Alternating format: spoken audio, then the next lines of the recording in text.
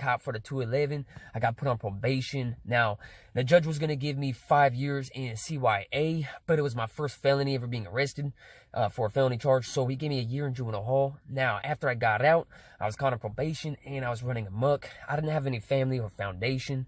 I didn't have any resources or role models. So I was in the fast lane. And I got into dope. I started slamming heroin. I started hitting runners. My first charge was for robbing the civilian at the college campus. And that's what I got the year for in juvenile hall. When I got out, I stopped robbing civilians because morally it felt different. You know, I couldn't really rationalize it after knowing that they were being traumatized. At first, I assumed that, hey, man, if somebody has resources and I don't have jack shit, and they don't have to worry about survival or getting by because they're a lot of the foundation and a level-headed family, then I figured if I take that shit or a small percentile of that from them, it'll immediately be replaced, generally speaking, and they won't suffer. You know what I mean? Because they don't go without. And then I'll have what I need to get by, and they still got a fucking support system. And that's not true, bro. It doesn't matter if financially they're well off, if they don't really struggle when it comes to resources or anything. If you rob somebody, they're traumatized, and he can't really rationalize it. Especially if it's a civilian and it's not a dope dealer or it's not an active individual. You know, they're not conditioned to violence. They're not conditioned to solving their disputes and issues. They're not conditioned to being robbed. So my public defender explained this to me, and that I was going to have to pay restitution for my victims' counseling, okay? So I was like, damn, that's when it started my reflecting. In juvenile hall during that year, I was like, well, if I got to pay restitution for the victims' counseling because they're so traumatized, then how is this individual feeling? What kind of mind frame is the individual in after I robbed him? And do they really require counseling? Is it that traumatizing? Is it that detrimental to their mindset? You know, and I had to acknowledge that. Well, their set of circumstances is different. Their life experience is different. Me, hell, man, either you're getting robbed or you're doing the robbing, but that's just part of life. But that's not everybody's life.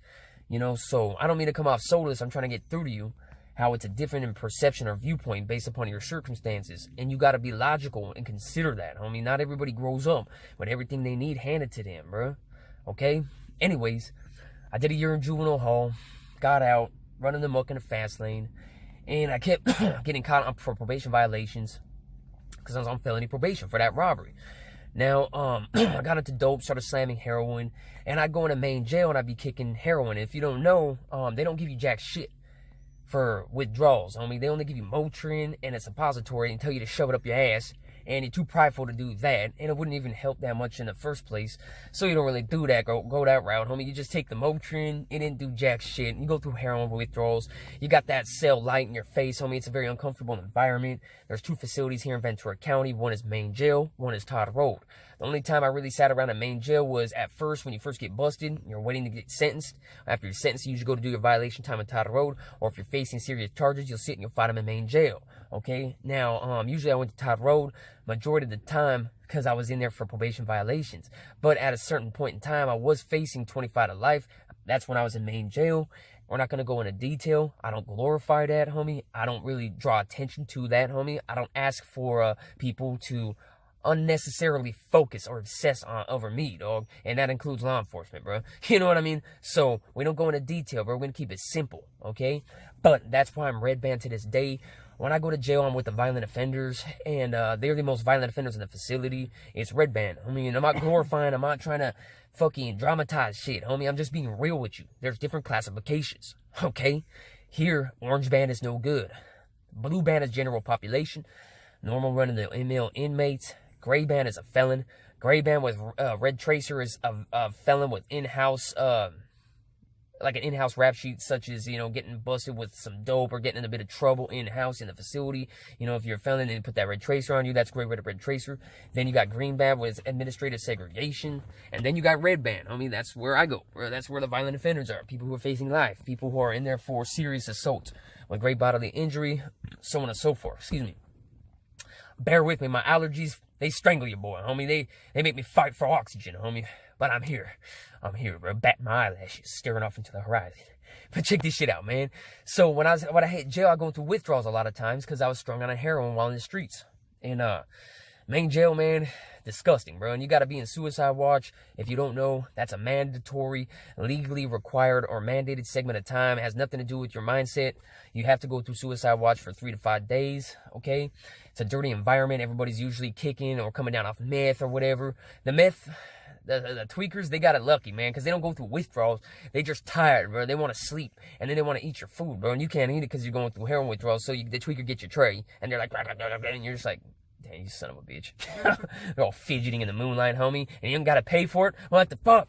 Anyways, so, you're doing time, bro. You don't feel good. You're going through withdrawals. The light in the ceiling, it's bright. It's blinding. It adds to the heat in the cell. I try to get away with it. After cleaning the cell, I put my mattress on the floor a lot of times, going through withdrawals. But this is what I wanted to explain to you. I wanted to explain the paranormal experience, damn allergies, bro, that I went through, homie, when I was in jail personally, okay? Now, I was laying on the cell floor. My cellie was on his bunk. Now, I hear something approaching me. Keep in mind, I'd already been sleeping for a couple hours, or trying to at least. I open my eyes, but I'm paralyzed. I can't really move. My eyes can barely open. I hear something approaching. I'm like, Celly, is that you? I look at the corner of my eye. I can see around the cell. I can see my cellmate sleeping with a blanket covering him. But I can't look any more than that. I can't get up.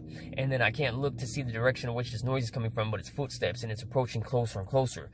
And as the footsteps approach closer, I say, Celly, is that you? And it goes, shh, shh, shh, shh, shh, shh, as it gets closer to me. And then I snap out of it. I remember at the last second I started to pray or whatever, like, please, Jesus, boom, you know, I snapped out of it. But whatever was approaching me, you know what I mean, I wasn't asleep, bro. I was awake. I could look around the cell, you know what I mean, but I was just like frozen, bro. And as I got closer, I hopefully, you know, maybe I prayed at the right time, who knows, bro, but I snapped up out of there. And then the second paranormal experience that I had in jail was I was laying on my top bunk, and normally I put the mattress on the floor, but at this point in time, I don't know why I hadn't. You know, sometimes you're exhausted. Sometimes your routines, you don't have a routine at this point because you're going through withdrawals. Put it that way, man. So you're just trying to make yourself comfortable by any means, and you're going to be moving around a lot. I was on my top bunk, and again, I was sleeping. I open my eyes. I can't move. I feel paralyzed, and I feel something gripping my neck tighter and tighter, and I feel hair or fur on my skin, the flesh on my neck, bro. And then I smell a wet dog. Like, I can remember smell. I can feel the breath on me. But it wasn't really the breath that I smelled. It was the smell of a wet dog. And I felt the fur gripping my neck and its breath on my face. And I could smell it. And I started to pray. And it let go of me. You know what I mean? But whatever it was, had me in what I felt was a chokehold, you know? And was beginning to strangle me, you know? There's a lot more to this life than what we see and touch. But I'm also a realist. I choose to acknowledge, homie, that there are chemicals within our brain chemistry and neurons that fire and neural passageways, and there's a lot that can happen in the human mind that may seem real at times. But when I'm open my damn eyes in the middle of trying to sleep and I'm paralyzed, but I can look around the damn cell, homie, and I'm not like, you know what I mean, in a sleep dream state, and then I snap out of that, my eyes are still open, I'm like, what the hell just happened? That's creepy to me, bro. That's what scared me, bro. That's what made me feel. You know what I mean? It's just, you know, you feel it, bro. It can't really be explained in words, homie, so much, you know? You experience something like that, you know? You understand what I'm saying. Aside from all that jail stuff, there was only one other paranormal experience I had, but it wasn't in jail. But since we're on the topic, I'm gonna go ahead and explain it anyways. Why the hell not? I was sitting on the bed, and this is out of Pat and Oxnard, and I just slammed, and I wasn't doing any other dopes aside from heroin. And I'm just saying that because I wasn't sleep deprived based upon meth use or anything. It was just carga. So I slammed the dope. I did my issue. And a lot of times I had a little routine, a little tradition where I'd slam the dope. I'd set the rig down. I wouldn't rinse the rig. I wouldn't do anything. I just laid back and I'd allow the dope to kick in. And I'd wake up a couple minutes later. And that was my basically version of enjoying the dope. You know what I'm saying? That was my way of trying to appreciate or enjoy that small, fleeting segment of times where you got relief, homie. So unrealistic, dog. But anyways, I sat up after, you know, chilling, nodding out for a couple minutes. And as I sat up, the foot of the bed launches up like a couple feet or like a foot and a half or something. But it was a noticeable distance, homie, or a segment of, you know what I mean? It was a noticeable amount of weight. Supposedly on the bed that would have caused it to go bam, like something really heavy just got off of it. And I felt in my heart as if when I got up out of my nod out of nowhere, because I'd be nodding and then out of nowhere I'd just snap out of it. And when I snapped out of it, the bed's like boom, and I felt like maybe there was something watching me. And maybe I startled it when I sat up real quick. But the bed went bam, bam, bam, and then the closet doors a few feet away from the foot of the bed were like boom, boom, boom, boom. You know what I'm saying? And it was just two separate instances, you know, revolving around some physical disturbance, man, and it was really heavy. And I remember I had asked an individual that was in the residence at the time, hey, man, did you hear that? And they're like, yeah, what was that, an earthquake? So all that confirmed right then and there, like, this isn't in my mind. That individual heard it also. It wasn't just the bed, it was the closet doors.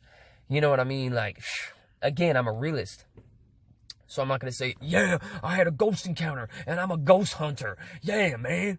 I'm like the paranormal version of Indiana Jones, but in the hood. No, man, I'm just telling you that's what I experienced firsthand.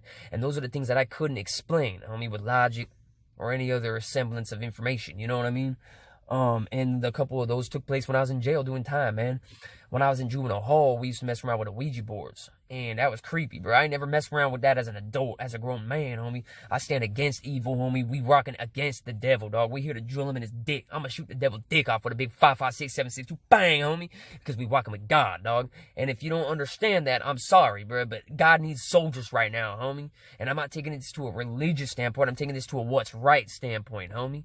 We hold ourselves accountable and we recognize that we shouldn't have to be forced to do what's right. I mean, there's evil people in power, and they're not going to stop themselves. But anyways, you know, when you're young and ignorant, you do things like mess with a Ouija board because you don't understand that there's more to this life than what you see and touch. And that's not arguable in itself. It's mathematically proven. There's multiple planes of existence. When you attract unnecessary attention to you from another plane of existence, you're playing with fire.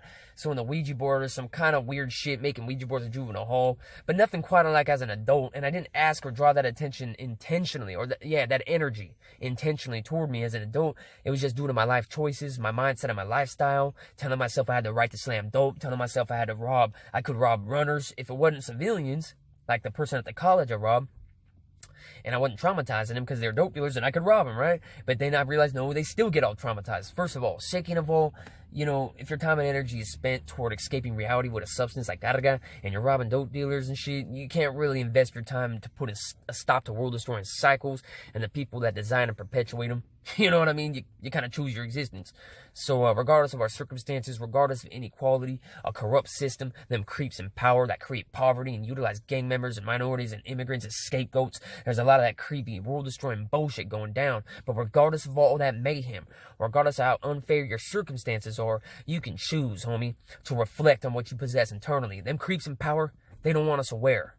They don't want us aware of what we possess. They don't want us reflecting on what's paramount. Our health and our freedom. I mean, the point to our existence. Real shit.